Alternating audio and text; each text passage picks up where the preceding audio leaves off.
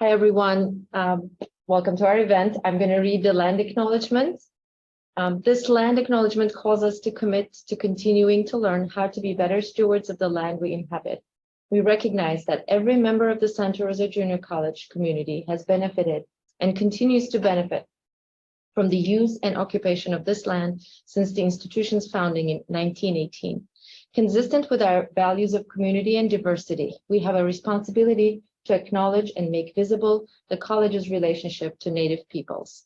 By offering this land acknowledgement, we affirm Indigenous sovereignty and will work to hold Santa Rosa Junior College more accountable to the needs of American Indian and Indigenous peoples. We acknowledge that we gather at Santa Rosa Junior College on the territorial traditional land of the Pomo people in Santa Rosa and the Coast Miwok people in Petaluma, past and present, and honor with gratitude the land itself and the people who have stewarded it throughout the generations. Thank you. And I'll pass it on to Debbie and Donna. Thank you. And I'd like to give a pitch for the wonderful exhibit that's going on right now at the museum. It's an exhibit of the Pomo basket weavers artwork, and it's really wonderful. It'll be there, I think, through December. And if you get a chance, I highly, highly recommend you take a look. So yes, I'm Donna Roper. I'm the current president of the League of Women Voters of Sonoma County, and Debbie McKay, my colleague, is here. I'm going to start out with a really brief history of the League of Women Voters, and then Debbie's going to follow up with more practical information about what the League is currently doing. So the League of Women Voters was founded officially in Chicago in 1920, just 6 months before the 19th Amendment was ratified, and women won the right to vote. Formed by the suffragists of the National American Women's Suffrage Association, the League began as a mighty political experiment designed to help 20 million women carry out their new responsibility as voters. As some of these women recognized that just because you could vote didn't mean you had the knowledge or the opportunity to vote. The 19th Amendment was ratified. After it passed in the House and Senate, the final hurdle for the 19th Amendment was ratification by the states. As anti-suffrage groups still fought to oppose ratification, suffrage leaders mobilized to continue their pressure campaign in all the states. Finally, the amendment was ratified in Tennessee by one vote and officially made law on August 26th. As the League became more active in issue advocacy, the need arose for a separate organizational arm for activities like voter registration and information. The League of Women Voters Education Fund was established to encourage the active and informed participation of citizens in government and to increase understanding of major political and public policy issues. And this happened especially because of being a 501c3, a nonprofit organization. You can only do so much politically, so they had to kind of make two organizations from the one. And then in 1972, shortly after congressional passage of the Equal Rights Amendment, the League of Women Voters voted officially to support equal rights for all, regardless of sex. The League followed this vote with a nationwide pressure campaign that continued through the 1970s. Some of us were around to see that. And that national campaign ended in 1982. But the League of Women Voters continues to push for ERA ratification today. And I think Debbie's going to talk a little bit more about that in her portion. The League sponsored televised general election presidential debates in 1980 and 84, as well as presidential primary forums in 80, 84, and 88. The debates focused on nonpartisan issues with a main goal of informing voters. As candidates demanded increasingly partisan conditions, however, the League withdrew its sponsorship of general election debates in 1988. Leagues around the country continue to hold debates and forums for local and state offices today. The League's grassroots campaign for national legislation to reform voter registration resulted in passage of the National Voter Registration Act, or NVRA, also known as the Motor Voter Bill. The goal was to increase accessibility to the electoral process. The Motor Voter Bill enabled citizens to register at motor vehicle agencies automatically, as well as by mail, and at agencies that serve the public. When the, going too fast here. When the 2000 election exposed many problems facing the election system, that was Gore versus Bush, with the hanging shads and all that. Some of you weren't even around then. The League began to work on election reform. Working closely with the Civil Rights Coalition, the League helped draft and help pass the Help America Vote Act, or HAVA, which established provisional balloting, requirements for updating voting systems, and the Election Assistance Commission. The National League provided a dedicated website for voter information as early as the 1990s. In 2006, the League launched the next generation of online voter education with vote411.org, which is a one-stop shop for election-related information. Today, Vote 411 provides both general and state-specific nonpartisan resources to the voting public, including a nationwide polling place locator, a ballot lookup tool, candidate positions on issues, and more. And in California, we also have votersedge.org, and there'll be some little bookmarks that you can take about Voters Edge. February 14th, 2023 marks 103 years that the League of Women Voters has empowered voters and defended democracy. Over the last century, we fought for election protection, democratic reforms, and equal access to the ballot, all while maintaining our commitment to nonpartisanship and fostering an informed electorate. As we look into our next 100 years, we aim to build power for the next generation of women leaders, here you are, and voting rights activists, here we are. The League is celebrating the 100-year milestone by launching a new programmatic focus called Women Powered Democracy. And so we're going to tell you a little bit more about what our local league is focusing on. So you want to close yours?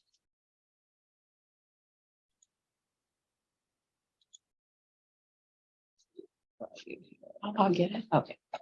Hopefully I'm right over here.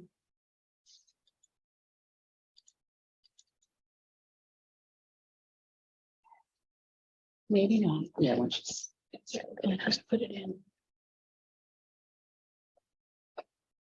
there we go. Okay, so we're going to talk a little bit more about the history of voting in the United States and why women wanted to vote and why your vote matters. So I'm going to start with a little story about Amy and George. Now, Amy was born in 1880, which probably seems like ancient history, but you'll get a sense of why women back then wanted to vote so much. So at 17, Amy's living at home. She's working part-time because she's still going to school in the local bank in town, and she's earning a little pin money. When women earned money, it was called pin money because they supposedly didn't need money. Their husbands or their father took care of them. Women typically did not work if they were married or if they had their family supporting them. But Amy's father was good friends with the bank manager. So the bank manager thought this would be a good way for Amy to learn a little bit about managing her money so she could manage her household accounts when she was married. And besides, everybody in town knew Amy and loved her, so it'd probably be good for bank business. At 18, she got another job as a teller in a local bank in a nearby town. She was trying to move out and become more independent. Now, she couldn't live on her own, of course, so she went and stayed with her Aunt Sarah in that town. Amy planned to work until she got married to George. Now, she had met George when he came into the bank to make the bank deposits for the store where he worked. She had been courting him for about 2 months now, and she said, "Oh, this is the one. I know this is who I'm going to spend the rest of my life with." So at 19, she and George got married, and they settled into a nice little rental house. And she, of course, stopped working because now George would support her. And first came George Jr., and a couple years later came Annie. They were a very happy family until tragedy struck. Amy's father died suddenly of a heart attack. When his will was read, Amy was his only child, and he had left her $5,000 in cash. Now, he had worked all his life, put all his money into savings for retirement, so he never bought his own home. But guess what? He died of a heart attack. People back then died much earlier. So Amy's widowed mother came to live with her children. Now, as a widow, she could have managed her own money and she could have lived on her own, but she really didn't want to do that. She wanted to be with her family. So when she came to move in with Amy, she brought the $5,000 cash with her. So Amy was really shocked and thought, what can I do with this $5,000? What can I do to make my dad proud of me? So she really thought hard about that. She didn't want to squander the money or use it foolishly. And she remembered how much her dad had stressed being a homeowner. So she said, I know, I'll buy a house for our family. And so she didn't want to leave that $5,000 laying around the house, right? So she thought, it might take a while to find just the right house. I know, I'll put the money in the bank where I used to work. So she went and met with the bank manager. He was really happy to see her. And he says, sure, that's a good plan. Put your money here till you and George find a house. We'll keep your money safe, no problem. That night when George came home, Amy shared her plan with him. I put the money in the bank. We need to look for a house. And he said, well, things are pretty busy at work. I don't know if I'm going to have time to be looking for a house. And I know you might be pretty particular. Why don't you go ahead and look for a house? Let me know when you found the right one. I'll take a look and we'll buy it. So she thought that was a good plan. So she went around, looked at houses, found the right one, came home and told George and said, okay, now we can get our money and we can buy this house. So the next day she went to the bank to withdraw the $5,000. Well, the bank manager said, oh, Amy, I can't give you the money. And she said, what? She said, well, now that you're married, George manages all your affairs. The bank account is in his name as head of the family. So you better talk to George. Amy was not pleased. $5,000 was an inheritance from my father. Doesn't that make any difference? Well, the bank manager had encountered these kinds of situations before. He patiently informed her that because she was married, everything now was jointly owned and her husband was in charge. Her name was not even on the bank account. Amy said, well, I'll talk to George after work and we'll be back. So after dinner, when the children were in bed, Amy approached George and said she had found a great place to buy, but George, they won't let me get the money. I want us to go to the bank tomorrow and get our $5,000. George kind of hung his head and kind of looked a little sheepish and said, well, Amy, I'm sorry, but there's only $1,000 left in the account. And Amy said, how is that possible? George said, well, I wanted to surprise you. I invested $4,000 in that new railroad line a few weeks ago. They said they could double my money. That way we'd have enough for a house. We'd have enough for George Jr.'s education, nice wedding for Annie when she was old enough. But this week I found out those railroad guys have left town and nobody knows where they are. Oh, Amy, please forgive me. Amy thought hard. For a moment, she was so mad. She thought about divorcing George. But she loved her children, and she knew if she divorced George, she wouldn't get custody of the children. She had no job. She had no way to support them. She didn't want that to happen. She calmed down a little bit, and she thought, George really is a good husband. He's kind to me and the kids. He works hard. He's not like John down the street who drinks up his paycheck every Friday night. Maybe I can go back to work. I can go back to work. We'll save up, we'll scrimp, and we'll get that money. And Mom's here. She can watch the kids. So the next morning, Amy talked to her mom, said, can you watch the kids while I run a few errands? And she went to stop at the bank to ask for a job back. She said, I was a really good teller. And she kind of told the bank manager what happened. He wasn't surprised. He knew there was only $1,000 left in the account. And he said, well, Amy, you were one of our best tellers, but we don't employ married women. It would reflect badly on their husbands. It would look like, they can't support you. And it might even make some of the husbands take their banking elsewhere. So I can't do that. So she was in a huff and she thought, okay, I'm going to see the local attorney, Jim Brown. I know him from him coming in the bank. I'm sure he'll help me. So she came into Mr. Brown's office and said, I need your help. Some men stole $4,000 from me and I want you to sue them for me. Well, Amy said, Amy, please sit down and tell me what happened. So she told him her whole story. And then he said, well, Amy, you bring George on in here and I'll file a suit for you, but it's if we can find them.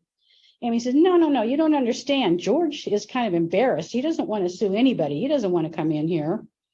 Well, Amy, I'm sorry, but as a married woman, you have no standing to sue anybody. So George would have to file a suit. So Amy's really fed up at this point. I'm going to go see the sheriff. The sheriff will do something about this. So she related her whole sad tale to the sheriff.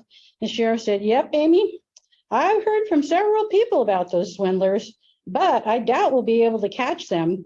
They kind of have a way of pulling this all over the state, and then you can't find a trace of them. But, if George wants to, you have him come in and file a complaint. Amy had never realized how few rights she had as a married woman. She said to herself, you know, I'm a grown woman. I've had $4,000 stolen from me, and there's not a darn thing I can do about it. Something has to change.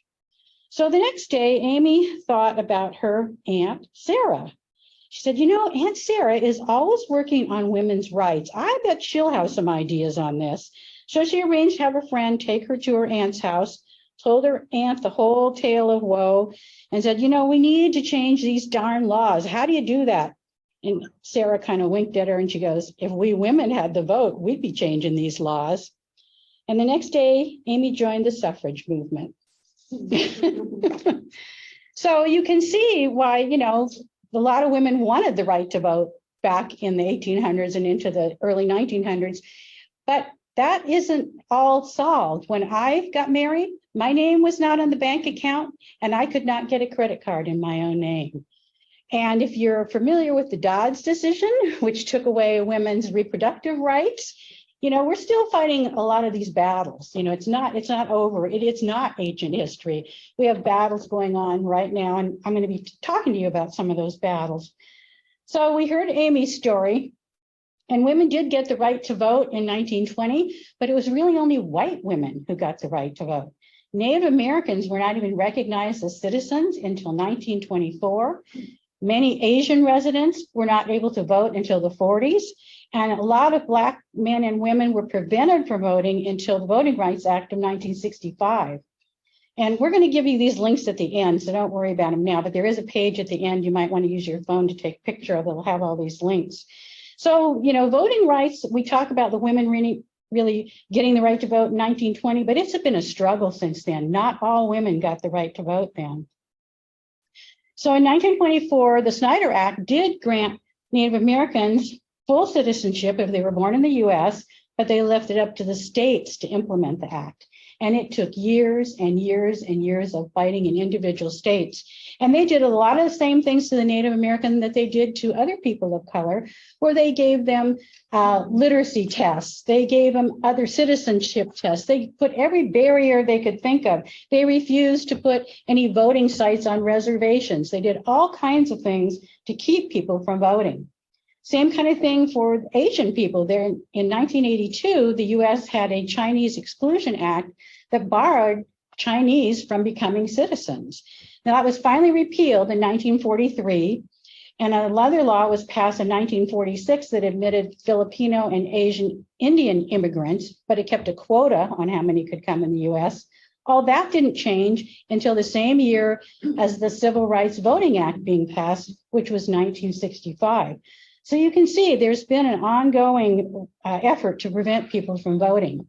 So the most significant federal legislation on voting is the Voting Rights Act of 1965. Anybody know who signed that?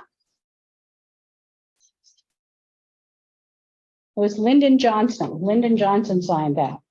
And this was all about racial discrimination. It secured the rights for racial minorities, especially in the South. That's where most of the people were trying to keep the colored people from voting. It's been reauthorized 6 times with bipartisan approval, including 2006. So you'd think, you know, okay, problem solved, we're all done, right? And it had a huge impact. It had a massive increase in voter turnout and voter registration. Nearly 1 million Black voters were registered within 4 years of its passage. And it also increased the number of elected Black officials in the South. So not only did it change voting rights, it changed who could run for office, because you do have to be registered to vote for run to office. But all that kind of came to a halt. In 2013, the Supreme Court made an important ruling called Shelby versus Holder. It was a very close vote. It was 5-4, and it invalidated 2 key sections of that Voting Rights Act.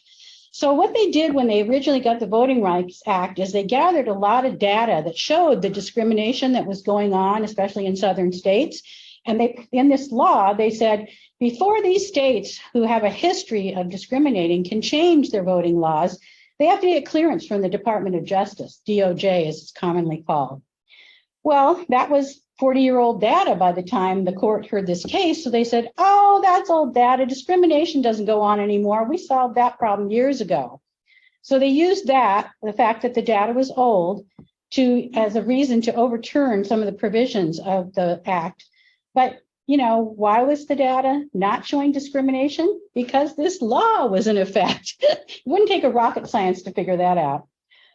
So they used to have to get permission from the Department of Justice before they implemented new voting laws or practices. That was the other part of the law that they struck down in the Supreme Court. So it was severely weakened.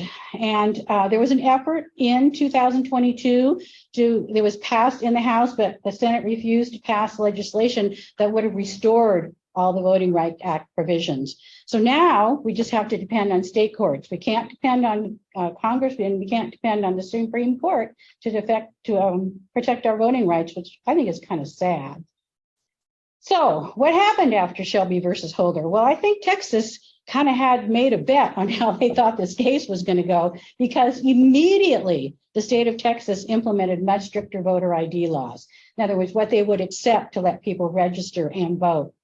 Alabama closed polling places in counties that had predominantly Black voters. So they shrunk down the number of polling places, because that means people have to have more transportation to get there. They purged hundreds of thousands of people from the voter rolls without notifying them. So how would you feel if you went to vote and you get there and they say, oh, we don't have you on the rolls, and you don't even know that you've been purged? What can you do at that point? Because back then, a lot of people had to vote. It was same day voting. They had to vote on that one particular day. You find out you're not registered, and then they say, oh, and the registration deadline was 2 weeks ago. You can't register now. So that's what happened to hundreds of thousands of people in Alabama. Mississippi and Alabama also started to enforce stricter voter ID laws that had specifically been barred by the Department of Justice. So they were just waiting for this law to be weakened. And suppression continues today. In 2021, 18 states enacted 30 laws restricting voting. So this is continuing. It's not like it just happened in 2013 and it stopped. So states can now enact any new voting laws they want without any Department of Justice review. And they have enacted new laws with negative effects, not just on people of color, but it's affected aged Americans, disabled Americans, low-income voters, working people, and youth, like all of you. So I'll give you some examples of that and how they're doing that. I'll go right to youth. I'll let you give you a minute to look at this, but I think you'd probably be most interested in youth. The greater impact on youth is that they now will not allow people in some states to use their college photo ID for their ID to register to vote or to vote. And they also are taking the campuses off of the list of where people can vote. So I think this campus has a drop box. I know Sonoma State University has a drop box. In some states, they're removing those. So you have nowhere on campus to go and vote, which is very inconvenient for people. In California, you can choose to vote either at the campus where you're going to school or where your parents reside, if you still live with them when you're not attending school. A lot of states are doing away with that. They're saying, no, you've got to go back to where your parents live when it comes time to vote. Well, that's not always convenient for people. And then it's also had a greater impact on Black voters, in particular in two ways. Anybody heard of Souls to the Polls? Anybody know what that is? Souls to the Polls is a long-standing tradition in the South where people go to church in the morning, and then afterwards there are buses and vans and things like that to take them to the polling place. So when there's voting on Sundays, they attend church, they go to these buses, and then they go and vote. It's very convenient. It's almost like a celebration. It's almost like they have a voting party and they go and vote. Well, in many states in the South, they're getting rid of that. And they're also making it tougher to get mail ballots because mail ballots are used more by Black voters than any other voters. Now, that may have changed during COVID. I haven't seen more post-COVID numbers, but that may be a more prevalent practice by people of all backgrounds. If you want the full story about the Shelby versus Holder and all the impacts, or if you want a list of all the voter suppression activities that are going on, these are two websites where you can go and get the full story.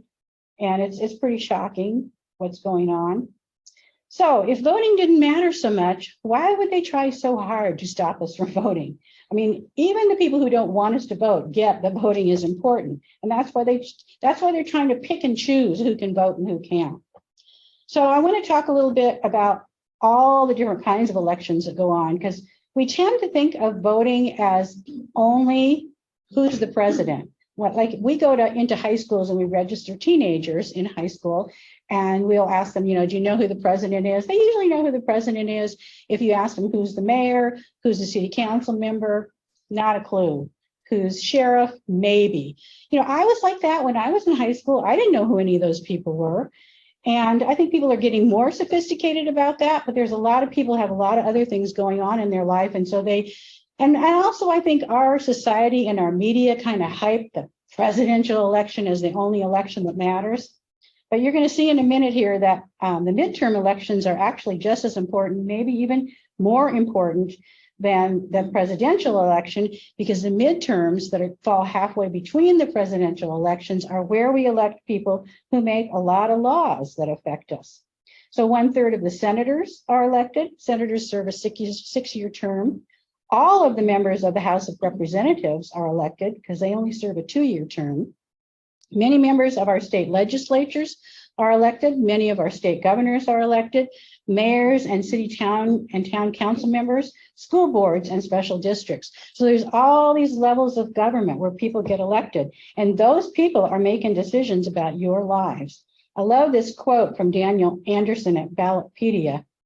And he says, local government is the government closest to home, and decisions made at the local level often impact what your quality of life is the most each day. And that's really true. And I'm going to give you some examples of that. So I'm going to give you an example on transportation, because transportation, a lot of people are very concerned about climate change. I'm one of them. And one of the things we're worried about is greenhouse gas emissions, and how is that going to raise our average temperature on the earth? Well, transportation, at least in Sonoma County, produces about 70% of the greenhouse gas emissions. So more efficient travel, more public transportation, carpooling, all those kind of things can reduce greenhouse gas emissions. So I'm going to give you a real concrete example of why voting matters, especially local voting. So this was several years ago. There was an initiative just for people who lived in the Bay Area to raise the bridge tolls, except for Golden Gate, but all the other bridges would raise the bridge toll, and that money could be used for improving transportation. So part of that money is going to go towards having SMART go up to Windsor and Healdsburg. Part of that money is going to help finish the Sonoma Marin Narrows project, because you don't want vehicles idling in traffic. That's one of the worst sources of greenhouse gas. And it's going to also improve Highway 37, which is in jeopardy of being flooded because of global warming. And there's going to be tens of millions of dollars to expand public transit. And they're also going to use some of this money to coordinate all these different means of transit. They're going to try to have all the bus systems link up with each other and share schedules. And all of this money was the result of local voters casting their ballots. And the people who decided where that money was going to go, all local elected public officials that decide, once we get this money, how are we going to spend it? So this is a huge amount of money that's affecting our community. Here's another example, having again to do with climate change. We all know that it's really good to have renewable power, such as solar, to power all our electrical needs.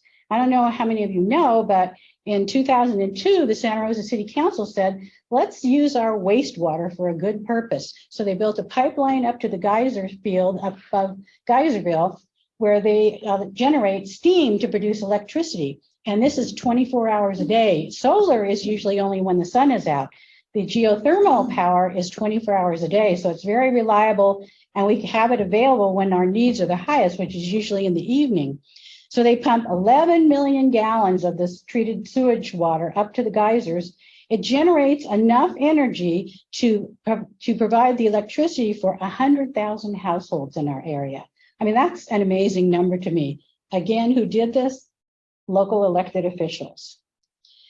And once that system was in place, one of the things the league does is a little bit of advocacy for different things. And we heard that some of the local cities and towns were looking at using renewable energy to power their towns and services. So we sent them letters. We went and testified at their meetings. We got other people to testify.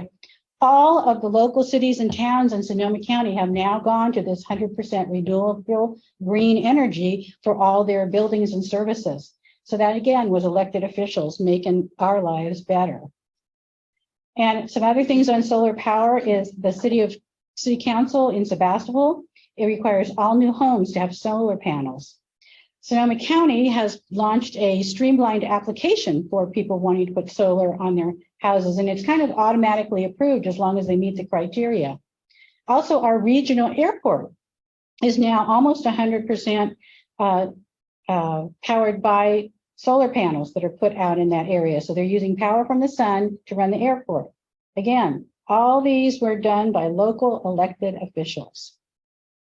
Minimum wage, I figure that's a subject near and dear to all our hearts.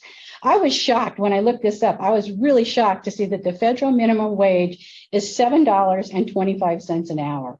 I mean, to me, that's just unacceptable. The last time it was raised was in 2008. So we kind of can't depend on the federal government on this issue.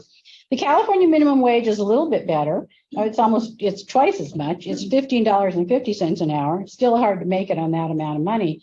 But our local elected officials can make decisions not only about their own employees, but they can set minimum wages, which this is another issue that the league really lobbied pretty heavily with the city councils to do.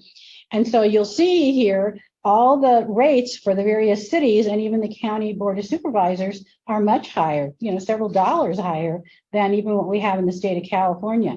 So again, they're making decisions that affect your daily lives. Because even if you're not in a minimum wage job, this sets the bottom. And so other jobs are going to all be higher than this. They're not going to be lower than this. So who's in those offices really makes a difference. So we gave you a couple of examples. We talked about the wages. We talked about public transportation. We talked about reducing greenhouse gas emissions. But they also determined the funding for police and fire services. And something new that a lot of cities are doing is instead of having the police respond to a mental health crisis or a homeless crisis, they're putting together teams of social workers, EMTs, and other professionals that can go out and assess the problem and hopefully help the people, which frees up our police and fire services to deal with crimes and fires. So again, it's elected officials deciding to use our local money to put these other programs into effect. They also have a lot of influence on our water supplies. The Board of Supervisors is also who runs the water agency. They also do voting on zoning laws and affordable housing, which we know is an issue in Sonoma County, and much, much more. They're constantly making decisions. And here's a few examples of the kind of decisions they've made recently. I'll just hit a couple of them. The Sheriff's Office did an active shooter preparedness and response training at the Office of Education for the Teacher Learning Center, which is particularly relevant right now. We didn't have a shooter, but we did have knives on campus. We continue to have knives on campus. Another one is the City Council passing a just cause eviction ordinance, which means that a landlord can't evict somebody unless they have a just cause. And so you can see here, there's a day-to-day decisions that they're making. This all happened in 1 week. Some more things that happened that same week is Cotati decided to repave 6 miles of their city streets. Now, they're not a big city, so that was probably most of their city streets. City of Healdsburg created 58 new units of affordable housing. So they are constantly making decisions about how to spend your tax dollars. So you want to know who these people are. You want to know what they stand for. So one of the ways you can find that out is through the League of Women Voters, because one of the things we do is we do candidate forums, and we're nonpartisan, so we don't support or oppose any particular candidate for office, and we don't tell you how to vote on them. We let you decide for yourself, but we do candidate forums. We record them now. We're doing them on Zoom, and if you can't watch them the night that we do them, we put them on our YouTube channel, so you can go and look and see who the candidates are and decide who to vote for. And we're doing simultaneous translation into Spanish for that now too. So change occurs when people vote. Now, a good thing that's happening is more women are running and more people of color are running for office in Sonoma County, but none of that matters unless we vote. So where's your best source of information on voting besides the league? Is the registrar of voters, and they make sure elections are secure, and they make sure the machines are up and running. They train the poll workers, and you can be a poll worker if you want to do something about voting. Being a poll worker for a day or a few days is a very interesting way to do that. You don't make a lot of money, but you learn a lot. And make sure ballots are secure at all times. Something you may not know is each ballot has its own serial number. So each ballot is unique, and a little later we'll tell you how you can track that ballot. So you can see where it is from the time it's mailed to you till you get it, fill it out, send it back, and it's counted. It's called Track Your Ballot. It's a service by the Secretary of State, and they use that little serial number to do that. And I hate this really long website for the Register of Voters, but that's where you go to get information. And that again will be on the last slide. So voting in Sonoma County has changed recently. You may be familiar with this if you voted in the last election. We're now what's called a voter's choice county, and you choose how and when to vote. Used to be you had to go to a particular polling place to cast your ballot. I did that for years. Or you had to get a mail ballot and you had to request a mail ballot. But all that's changed now. You are automatically mailed a mail ballot, and then they have several ways for you to vote. They have drop boxes. I think there's about 20 of those in Sonoma County. You can do early voting, so it's not just limited to election day. Some polling places are open 10 days before the election, some are 4 days. So especially the 4 days, that gives you the weekend. You know, if you have the weekend off, it gives you the weekend and Monday to vote before election day. So there's vote centers all over the county. At the Register of Voters website, you can find out where the vote centers are. And we have been designated as a bilingual county for Spanish speaking. And that's one of the reasons we shifted to translating our candidate nights into Spanish. We wanted to serve that part of our community. So you can check the status of your voter registration, because if you move, if you change your name, there's certain things that trigger a need to go and re-register. So I go in and check this periodically just to make sure, you know, that I'm still in there, the right address, and I haven't been purged from the polls or anything like that. So you can go at this place to check it. And then I mentioned Track Your Ballot. This is where you sign up to track your ballot, which is really fun. Do it at least once. It's just fascinating to see how they can keep track of your ballot and where it is. They'll send you an email or a text, your choice. So here's that good old Register of Voters again. And then here's our website, and also our YouTube channel. Now you can get to our YouTube channel from our website. There is a little button you click on the opening page. It'll take you to our YouTube channel. That's where we have all our candidate forums. We have the pros and cons forums about the ballot measures and a whole lot of other really good information. And we have a lot of information about voting on our website and links to a lot of the places where you can get information. So we're a really good resource when it comes to voting. So I think you probably got a sense of this from what Donna was saying. We have actually 4 levels with the League of Women Voters. We have the National League, which was what was established in 1920. We have individual state leagues, so there's one for California. In the Bay Area, we have sort of an intermediate level, and all the leagues in the 9 Bay Area counties have a group that get together periodically, usually by Zoom. And then we have our local league here in Sonoma County. And we're actually pretty old ourselves. We were established, I think it was in 1957. So we've been around for a long time in this county. And in the local level, it's all membership. We're all volunteers. We don't have any paid staff. And so we just commit ourselves to doing this work. We believe in it passionately. Our core mission, of course, you can probably guess by now, is civics education and voter information. So to us, it's not enough to vote. You need to have information and make educated decisions. As I mentioned before, we're nonpartisan. And we've been doing advocacy for quite a long time. At the national level, they have positions on gun violence, reproductive rights, climate change, and lots of other things. You can go to the national site and look them up and see. And we have also on our website some of the core issues that we have worked on in the past and are currently working on. And climate change is one we're really passionate about right now. So we host, as I mentioned, nonpartisan candidate forums. We do presentations on the pros and cons on the ballot measures. As I mentioned earlier, we visit high schools to do voter registration, and something we're hoping to do soon here at the JC and at Sonoma State University is what we call peer-to-peer voter registration. So we're going to train people to register their peers as a way, again, to make it easier for people to sign up to register and to vote. We distribute voter registration forms to about 90 locations in Sonoma County. We want to make it as easy as possible for people to vote. Those are mainly at libraries and at post offices, but there's just a lot of locations we go to. And again, that's all volunteers. And we advocate on issues, as I mentioned, for us, a lot of it has to do with climate change. So we're looking at water resources, reducing greenhouse gas emissions, increasing public transportation. But we also work on things like the minimum wage, social justice, criminal justice reform. You can, again, go to our website and see what things we're focused on each year. And we sort of evaluate that each year. We don't just have that as a permanent thing. We can change that at any time. Now, and a few other things we do that you may not know about is we do interviews of local state legislators, and we talk to them about our priorities, and we talk to them about the legislation we'd like to see. And we do this in coordination with several other county leagues, because it's more powerful if you go and meet with them as a group, and we usually all have similar concerns. So we just finished that in February, and then we make a report to the state league about that. We have a Facebook page, which I invite you to check out. And as I mentioned, the YouTube channel. And I think we mentioned earlier, we have a nice little bookmark called Voters Edge that takes you to the Voters Edge website. And that's where we have information across the state about candidates and ballot measures. So that's a really good place to go at election time. We do a lot of having our booth out in the community, and people always tell me when I give them this, oh, I love that site. I always go there every election. I mean, I hear that and it makes me just smile. But we have a really good reputation of being really accurate and fair and not trying to push our agenda.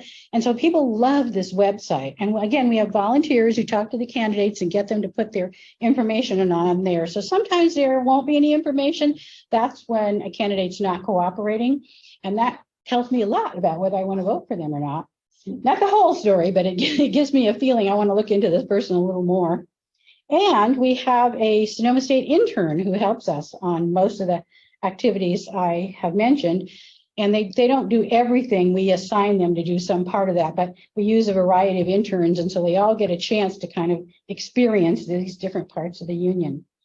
So what's your part in all of this? Well, your part is to use the resources that are out there, such as Ballotpedia's sample ballot lookup tool, where you can find out when the election is happening and who's running and more information about them. Go see your ballot and nonpartisan information at the Voters Edge website. And you know what I do to kind of make this fun, because it can be kind of boring, is I'll do it with friends. We have like a little party where we talk about the candidates, we talk about the ballot initiatives and how do we feel about them. So it's kind of like having a little study group, and I enjoy that. Other people like to just do it on their own. And then we want to make information available, but we don't know it all. So when we don't know the answer to a question, we'll refer people back to the registrar of voters office, because they're really the people who do know it all. And they'll give you a tour if you want. If you're very interested, please don't do it at election time, they're too busy. But if you want to go and do a tour, it's a really fascinating place to find out how they do everything. And it was fascinating to me to find out they check every single signature. So your signature is important. They literally check every single signature before they will count a ballot. So that's why it takes so long to get those election results sometimes. If you want to become more active in trying to change the laws, you don't like some of the laws, you can contact your elected officials. If they don't hear from you, they assume everything's fine. So I think it's important to let elected officials know what's on your mind. And if you don't know who they are, you can go to this website and look up and find out who they are. So I love that. And I was mentioning earlier, there's another great place to find out information about where people stand on issues, elected officials. It's called, get this right, it's called votesmartjustthefacts.org. And it's a wonderful website to look up candidates and where they stand, who's funding them. It's all done by volunteers and it's all nonpartisan. And it's amazing how much information they've pulled together. And of course, the other thing you can do is become a league member. We love having new members, and you decide what level of participation you want to do. And the good news is that if you are a full-time student, we don't charge you dues. We don't charge you dues until you graduate and leave college. So that's a great opportunity to kind of check us out, find out what we're all about, and see if we're a good match or a good fit. The other thing you can do is spread the word about some of the things you've heard today, why voting is important, about the local officials and all the kinds of decisions they make. Talk to your family, talk to your friends, talk to anybody that will listen, basically. And if you participate in social media, put some facts out there on social media. Teach other people how to read social media. We have a great game we're going to be putting on our website. I wish it was up there now. It's called Verify It. And it was developed by Alameda League, and it shows you how to kind of spot fake news. So we're going to be putting actually a youth page on our website soon, and we're going to have that game Verify on the website so people could kind of learn how to spot fake news. I did it and it fooled me a number of times, so it's really worth looking at and learning. Okay, here's the link to the last page with all the links I was promising you. I'll leave that up for a little while, and I'm happy, and I'm sure Donna's happy to answer any questions if you have any questions about anything we've covered. Yes. What inspired you for something to try? I used to go to the candidate forums. That is how I would get a lot of my information about who to vote for. And I said, wow, these people are not trying to convince me to do anything. They're just giving me like straightforward information, and I get to see firsthand from these people themselves, the candidate themselves, what they think, rather than somebody else telling me what they think. So I thought this is a good source of information. So that made me curious, how do they do this? Who are these people?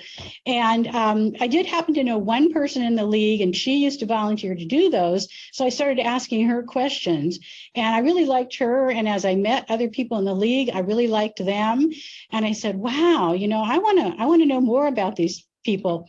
And then one of the league members asked me to cover a meeting for her, because part of what we do sometimes is we monitor meetings. And this was a meeting about homelessness and affordable housing, which is something near and dear to my heart. I hate the fact that we don't have enough housing for everybody, including the students at this campus. So she said, well, cover this meeting. I can't cover it. And so I went, and I was hooked. I found out how much I didn't know, and I wanted to learn more. So that's one of the things that excites me about the league is you can participate at whatever level you want, and you can learn as much as you want. And I'm a lifelong learner. I'm a very curious person, and I want to know how my community works, because if I know how it works, then maybe I can influence a little bit. If I don't know how it works, then I'm just kind of helpless, and everybody else is going to make decisions for me. So I wanted to know, how do things work, and how can I influence what's happening? And that's part of what the league gave me, was information about how things work and how I can make a difference. So those were kind of the things that attracted me, in addition to them just being nice people, nice, friendly people. And then one more question. Mhm. How long have you been a part of the league, and how has it changed over? We've had a lot of very different elections. Yes, we have. Yes, we have. Well, I got involved, I think it's probably been about 6 years now. I've been involved. I mean, I used to attend, the events they would put on, but I wasn't a member. So about 6 years ago, after I retired, I said, okay, I have more time now. I'm not working full time. So I joined then. And yes, we saw our membership bump up when we've had certain elections and go back down. COVID really changed what we do, because we're so much out in the community, and we had to go, can't do that anymore. How are we going to do this? So we kind of stopped our community events where we went out and we'd have a booth. But we switched the things that were most important to us, like our meetings and our candidate forums and our pros and cons forums. We moved all that to Zoom. None of us knew how to do Zoom. We wished we'd had some of you around, but we learned, we were very motivated. So we learned how to use Zoom. And it was very amazing to us how that made a difference in people participating in the candidate forum. So we used to have, 100 people, maybe if it was a sheriff's race, we'd have 200 people come to a candidate's night. Well, the last year, not this year, but the previous year, when we did just the midterm candidate forums, we did them all on Zoom. And then we put them on our YouTube channel so people can watch them on Zoom, live streaming on YouTube or Facebook, or afterwards on YouTube. Over 5,000 people watched our candidate YouTube videos. So it was like, okay, we're going to keep doing this. And I think 450 of those people were watching it in Spanish. And we just got the numbers, so I'm not sure I'll remember this exactly, but we had a similar, huge boost in the number of people watching our pros and cons forums. We do those separately, and we still, this year we did some of those live, but it was recorded on Zoom. And so we've really been able to reach a lot more people, which surprised us. I mean, we weren't expecting that. It was a good surprise. There are some little silver linings in this whole COVID thing. But we're still kind of adjusting, because we used to do, we do socials where we just get together and just kind of get to know each other and celebrate what we've done. And that had to stop during COVID. But we've held a couple of those this year. People mask or don't mask, it's their choice. So yeah, we've kind of had to reevaluate how we do things. I think our mission has stayed the same, but the how has changed. Other questions that anybody has? Yes. What's the diversity like in the league? We need to do a lot of work on that. The diversity is not particularly good. We do have men, we do have a few people of color, but we want to improve that. We want to increase that. So we just adopted a partnership statement. The board just adopted that. We're hoping to work more with the NAACP. We have worked with LOCN for several years, and we do things together with them sometimes. Like we work together educating people about redistricting when that came up. So we're hoping to do more with other groups so that we can have more diversity. I mean, the league tends to look like me, right? An older retired woman who has time on her hands. But we want to change that. We want younger people. We want people of color. We want to reflect the community is really what we want. Are you doing anything for migrant workers? Yeah. We're really not doing anything for migrant workers right now. They're not citizens. They can't vote. So there's not a lot that we can offer them. Pardon me? Well, we do go out in the community, and we're trying to go out where we might encounter, people from all walks of life, because we want to let them know. I mean, in a way, we talk about them as future voters because they may want to become citizens and they may not know how to get help with that. So those are all potential voters in my thought. So we'll go to like the Festival de Independencia, or we'll go to a LOCN event. We'll go to different places where people already are. We go to the